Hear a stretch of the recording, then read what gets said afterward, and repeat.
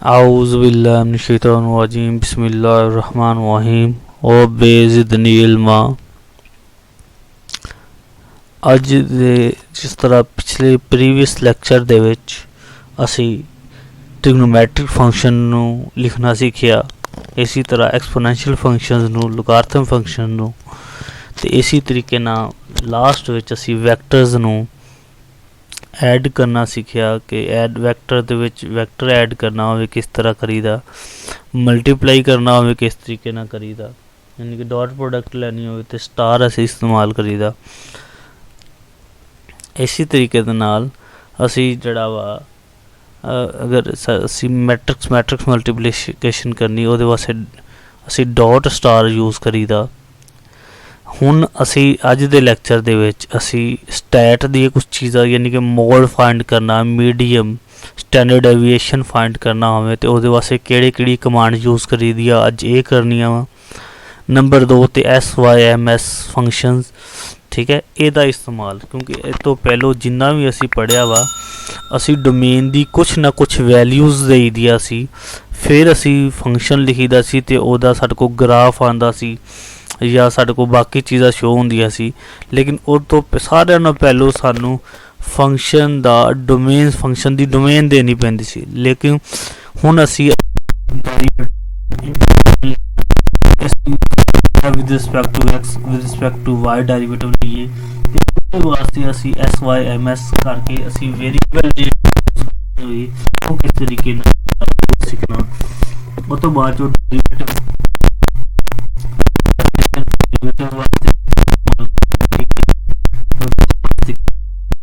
ਠੀਕ ਹੈ, ਇਹ ਅਸੀਂ ਚੀਜ਼ਾਂ ਜਿਹੜੀਆਂ ਅੱਜ ਦੇ ਲੈਕਚਰ ਬੜਾ ਇੰਪੋਰਟੈਂਟ ਆ ਕਿਉਂਕਿ ਇਹ ਤੋਂ ਬਾਅਦ 'ਚ ਅਸੀਂ ਆਰਡਰਿੰਗ ਡਿਫਰੈਂਸ਼ੀਅਲ ਇਕੁਏਸ਼ਨਸ ਸੋਲਵ ਕਰਨੀਆਂ ਸਿੱਖਣੀਆਂ, ਪਾਰਸ਼ਲ ਡਿਫਰੈਂਸ਼ੀਅਲ ਇਕੁਏਸ਼ਨ ਸੋਲਵ ਕਰਨੀਆਂ ਸਿੱਖਣੀਆਂ, ਮੁਖਤਲਿਫ ਕੰਡੀਸ਼ਨਾਂ ਦੇ ਵਿੱਚ ਕਿਸ ਤਰੀਕੇ ਨਾਲ ਇਸਤੇਮਾਲ ਕਰਦੇ ਆ।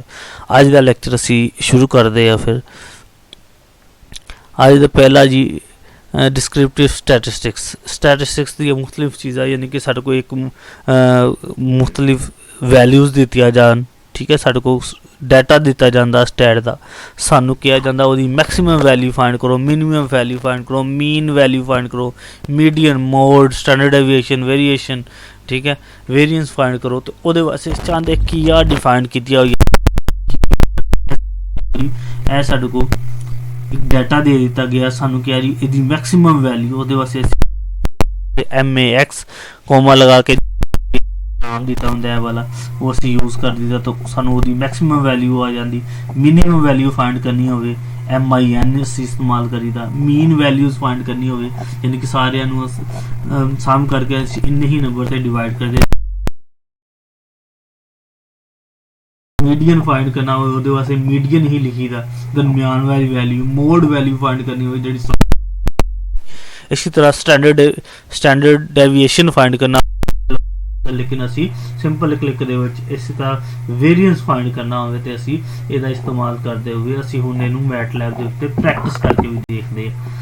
ਇਹ ਸਾਡੀ ਮੈਟਲੈਬ ਓਪਨ ਹੋ ਗਈ। ਇੱਥੇ ਅਸੀਂ ਇੱਕ ਮੈਟ੍ਰਿਕਸ A ਲਿਖਣ ਲੱਗੇ ਜਿਹਦੇ ਵਿੱਚ ਅਸੀਂ ਚਾਹੁੰਦੇ ਇੱਕ ਵੈਲਿਊਜ਼ ਹੋਣਗੇ कोई भी असी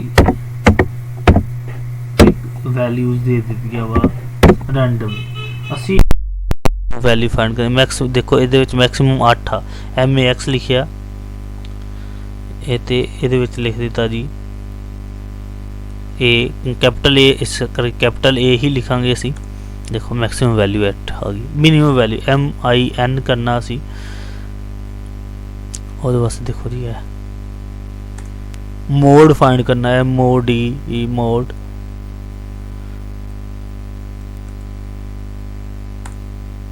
दो, ठीक है, क्योंकि दो बारी आया।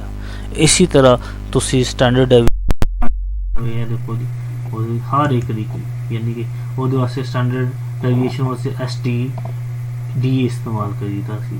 STD ਅਸੀਂ ਲਿਖਾਂਗੇ A ਸਾਡੇ ਕੋਲ ਸਟੈਂਡਰਡ ਡੈਵੀਏਸ਼ਨ। ਦੇਖੋ ਸਿੰਪਲ ਇੱਕ ਕਲਿੱਕ ਦੇ ਵਿੱਚ ਸਿੰਪਲ ਸਾਨੂੰ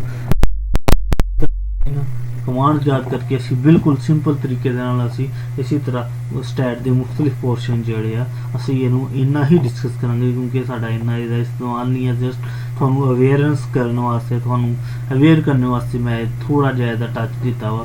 ਹੁਣ ਅਸੀਂ ਆਪਣੇ ਅਗਲੇ ਜਿਹੜਾ ਬਹੁਤ ਹੀ ਇੰਪੋਰਟੈਂਟ, ਸਾਰਿਆਂ ਨਾਲੋਂ ਇੰਪੋਰਟੈਂਟ ਟੌਪਿਕ ਹੈ, ਉਹਦੇ ਵੱਲ ਅਸੀਂ ਮੂਵ ਕਰਨ ਲੱਗੇ ਆ।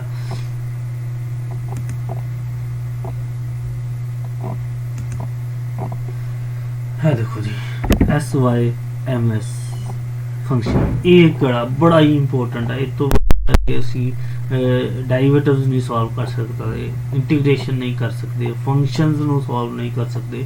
ਇਸ ਕਰਕੇ ਇਹਦੀ मैं पहलों भी दसिया वा शुरू ते भी कि इस तो पहलों असी जो भी फंक्शन ਨੂੰ सॉल्व करी असी डोमेन दे दी सी x 0 तो 5 आ, x ਦੀ वैल्यू 3 4 5 आ, x ਦੀ वैल्यू ए वा, x ਦੀ वैल्यू ए वा, फिर असी फंक्शन x ਦੇ ਵਿੱਚ ਲਿਖੀਦਾ ਸੀ, ਸਾਡੇ ਕੋਲ ਆਨਸਰ ਆ ਜਾਂਦਾ ਸੀ। अगर असी डायरेक्ट लिखीए ਸਾਡੇ ਕੋਲ देखो मैं छोटी जी एक डेमो दिंदा जी, ये जी ਇਹ देखो जी y is equal to sin अगर x देखो ये वेरिएबल असी कितना देखो फॉरन एरर देता, उन्हें क्या जी x अनडिफाइंड, x डिफाइंड नहीं है। इस प्रॉब्लम सॉल्व करने वास्ते SYMS ਜਿਹੜਾ ਵਾ ਉਹ ਬੜਾ ਫਾਇਦੇਮੰਦ ਆ, ਜਿਹੜਾ ਸਾਨੂੰ ਉਹਦੇ ਵਿੱਚ ਅਸੀਂ ਜਿਹੜੇ ਵੇਰੀਏਬਲ ਅਸੀਂ ਇਸਤੇਮਾਲ ਕਰਨੇ ਹੋਈਦੇ SYMS ਦੇ ਅੱਗੇ ਉਹ ਲਿਖ ਦਈਦੇ ਤਾਂ ਕਿ ਕੋਈ ਵੀ ਮਸਲਾ ਕ੍ਰੀਏਟ ਨਾ ਹੋਵੇ। ਦੇਖੋ ਇਹਦੇ ਵਿੱਚ ਕੀ ਕਰਨਾ ਜੀ, ਅਸੀਂ ਬਿਲਡ ਇਨ ਇਹਦਾ ਫੰਕਸ਼ਨ ਹੈ ਇੱਕ कि ਉਹਦੇ ਵਾਸਤੇ ਕੀ ਕਰੀਦਾ ਜੀ SYMS ਜਿਹੜੀ ਆ ਉਹ ਅਸੀਂ ਸਿੰਬਲ, ਠੀਕ ਹੈ। ਉਹ ਦੇਖੋ ਕੋਈ ਵੀ ਦੇਖੋ ਉਹਨੇ ਪਹਿਲਾਂ ਉਹੀ ਲਿਖਿਆ ਕਿ ਅਗਰ ਸਿੰਪਲ ਅਸੀਂ x ਜਮਾ x ਕਰਨਾ ਹੋਵੇ ਉਹ 12 ਆ ਜਾਂਦਾ ਸੀ, ਲੇਕਿਨ ਸਾਡੇ ਕੋਲ ਡੋਮੇਨ ਦੀ ਵੈਲਿਊ ਦੇਣੀ ਪੈਂਦੀ ਸੀ ਪਹਿਲਾਂ। x ਜਮਾ x ਕੋਈ ਐਰਰ ਨਹੀਂ ਆਉਂਦਾ ਸੀ, x = 12 तो x जमा x ਉਹ 24 ਆਨਸਰ ਆ ਜਾਂਦਾ ਸੀ ਸਾਡੇ ਕੋਲ ਸਿੱਧਾ। लेकिन अगर x = 12 असी ना लिखना हो, लेकिन असी x जमा x लिखना हो, फिर असी की करीदा क्योंकि असी जो फंक्शन दे डेरिवेटिव्स लिखते असी डायरेक्ट फंक्शन लिखीदा वा, फंक्शन दी डेरिवेटिव लिखते, फिर एंड ते वैल्यूज़ पुट करी दिया कि अगर सानू कहा जाए कि इत्ते वैल्यूज़ चैक करो, फिर असी चैक करी दिया। फिर वो वास्ते देखो जी असी सिंपल जो मैटलैब दे विच SYMS उस तो बाद एक्स वेरीएबल x जमा x देखो वेरीएबल ही ऐड हो गए। देखो हुण असी देखो मैटलैब दे विच थोड़ी जी प्रैक्टिस, क्योंकि SYMS असी वेरीएबल किहड़ा यूज़ करना चाहते, x असी यूज़ करना चाहते हैं, असी लिखिया जी। हुण असी की करना चाहते y बराबर है x जमा x जमा x कीता, देखो 2x आ गया, ठीक हो गया।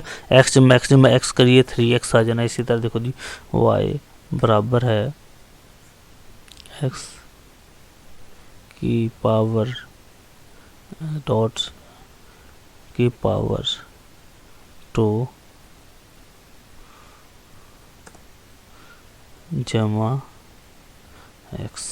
देखो कोई एरर नहीं आ रहा, लेकिन इत्थे असी डायरेक्ट लिखिया सी, इत्थे फॉरन एरर आ गया। इस करके SYMS जड़ी आ बड़ी ही प्यारी कमांड आ, जड़ी सानू वेरीएबल्स दे विच असी डायरेक्ट ही फंक्शन लिख सकते हैं, ते ओदे फिर असी बाद चो डेरिवेटिव भी लै सकते हैं, सारा कुछ कर सकते हैं। लेकिन देखो मैं अगर हुण DIFF हुण मैं इहदा डायरेक्ट अगे देखांगे दसांगे डेरिवेटिव इहदा लिख लूँगा y दा अगर डेरिवेटिव लैना हो सिंपल देखो साढ़े को डायरेक्ट देखो x के 2x x का 1 आ गया साढ़े को। लेकिन अगर इस तरह लिखिए डायरेक्ट लिखिए साढ़े को फौरन ही वो एरर दे देगा। इस करके इनू अंडरस्टैंड करना बड़ा ज़रूरी है, ये बड़ा ही इंपॉर्टेंट जोड़ा वा साड़ा टॉपिक है। ठीक है, सारा एक्सप्लेन किया गया है, तुसी यही चीज़ा दसी गई जी मैं दस दी।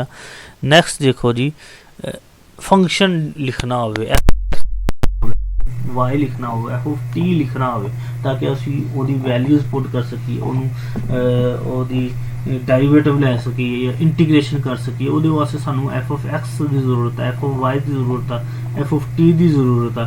असी उन्होंने किस तरीके ना करना, फॉर एग्जाम्पल है देखो जी असी कोई भी ODs या PDs नू सॉल्व करना हो, साढ़े कोई इक्वेशंस कोई वेरीएबल्स होंदे ने एक्स वाई दे विच, एक्स वाई दोनों दे विच असी इन्हां नू किस तरीके नाल सॉल्व करना। अगर 2 वेरीएबल आ जांदे 3 वेरीएबल आ जांदे तो उस तरह की इक्वेशन नू किस तरीके नाल लिखना वो अज असी सीखण लगे। देखो जी उहदे वास्ते जी असी लाइन इन लाइन, ठीक है, इन लाइन असी जड़ी मैटलैब दा बिल्ट इन फंक्शन आ असी दोनों दी कंबीनेशन SYMS ते इन लाइन दा कंबीनेशन लिख के पूरे फंक्शन एफ ऑफ एक्स की फॉर्म दे विच एफ ऑफ वाई की फॉर्म देखो अगर एफ ऑफ एक्स लियाना चाह रहे तो तुसी इत्थे एक्स लिखोगे, इत्थे भी एक्स लिखोगे। अगर तुसी वाई च लैके आना चाहिए चाहते इत्थे वाई लिखोगे, इत्थे वाई लिखोगे, इत्थे वाई लिखोगे। अगर तुसी टी च लैके आना चाहते हो इत्थे टी लिखोगे तो इत्थे भी टी लिखोगे। ए जेड़े उत्ते जेड़े है कॉल ए जेड़े जेड़े यानी प्राइम तरह के ए प्राइम जेड़े ये लाजमी पाने, इस तो बगैर जेड़ा वा फंक्शन जेड़ा वो जेड़ा वा डिफाइंड नहीं होएगा, फौरन एरर दे देगा। आ देखो मैं छोटा जहा function F of x equal to sine X मैं लिखना चाह रहा एफ ऑफ इक्वल टू मेरे को f of x equal to sine x ही लिखा हो आवे, मैं वही SYMX किया, एफ लिखिया, इन लाइन लिखिया, ब्रैकेट लगाई, साइन एक्स एक्स वाई लिखा तो सारे को सिंपल। अगर मैं उसकी वैल्यू चेक करना चाहता F of x equal to 3 मैं एफ ऑफ 3 किया। हुण देखो मैं डिफरेंट वेरीएबल्स दे विच तुहानूं लिया के शो करके दिखांदा। आ देखो जी SYMS मैं चाहता मैं टी वेरीएबल दे विच लैके आवा, y is equal to in LINE in line, ठीक है, ब्रैकेट दे विच जड़ा भी लिखना मैं 10 लिख लवा, 10 मैं इहदे विच वेरीएबल मेरे को 2 स्टार टी, ठीक हो गया। इनू ऐ करना उस तो बाद चो कॉलन आके जड़ा वेरीएबल टी वेरीएबल इस्तेमाल किया गया इत्थे वो लाजमी लिखना है। इस करके प्राइम लाया टी प्राइम किया। हुण मैं सिंपल एक क्लिक करनी है, देखो जी ऐसा देखो FY of T is equal to 10 of T. अगर आप तुसी इसे G ऑफ टी लिखना चाहते हो, H ऑफ टी लिखना चाहते हो तो सिंपल असी की करांगे, थोड़ी जी चेंज करांगे। देखो जी कंट्रोल C कंट्रोल V किया, सारे को रिजल्ट आ गया। यानी कि असी कहते G ऑफ होवे F ऑफ होवे F बराबर है इन लाइन कोस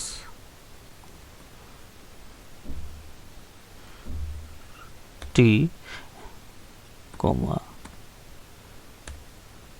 देखियो फौरन एरर इत्थे आएगा क्योंकि इहदे विच असी ए जगह ते वो इस्तेमाल नहीं कीते कॉल।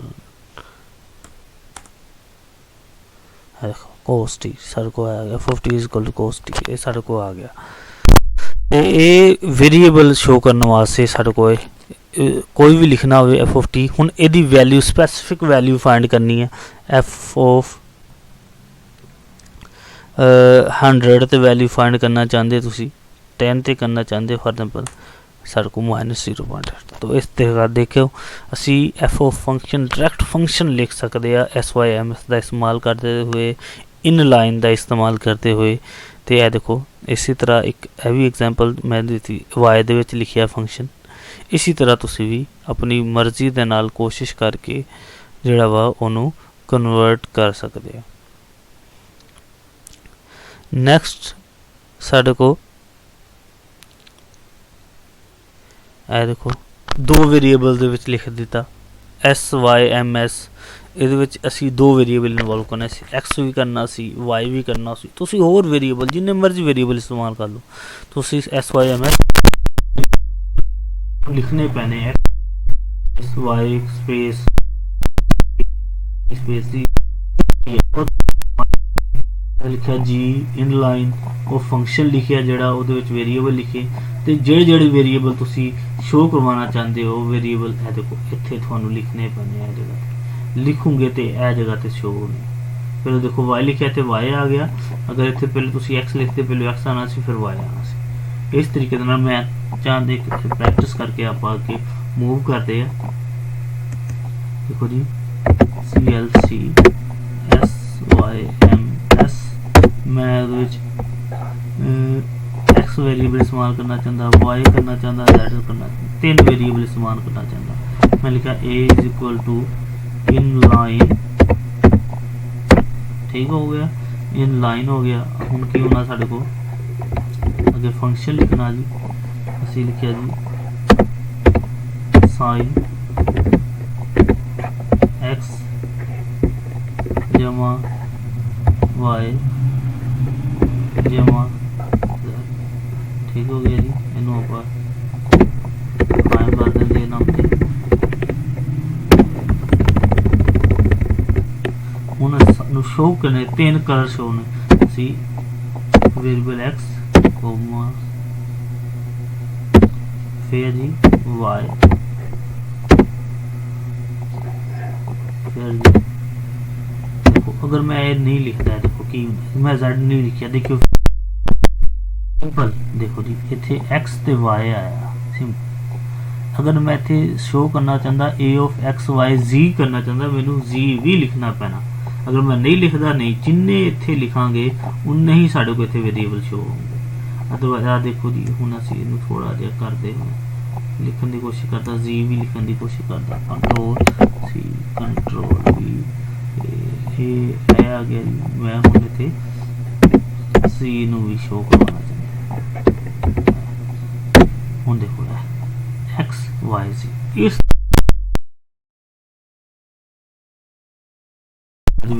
तुसी डेरिवेटिव ले सकते, इंटीग्रेशन कर सकते, लिमिट्स कर सकते, जो मर्जी कर, क्योंकि अगे असीं लिमिट्स वगैरह नूं ही डिस्कस करना, क्योंकि उस तो पहले सारे फंक्शन लिखने आने लाजमी है।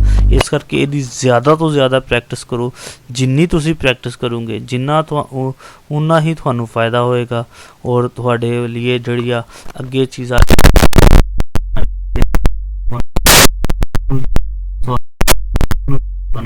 थोड़े वास्ते आसान होएगा।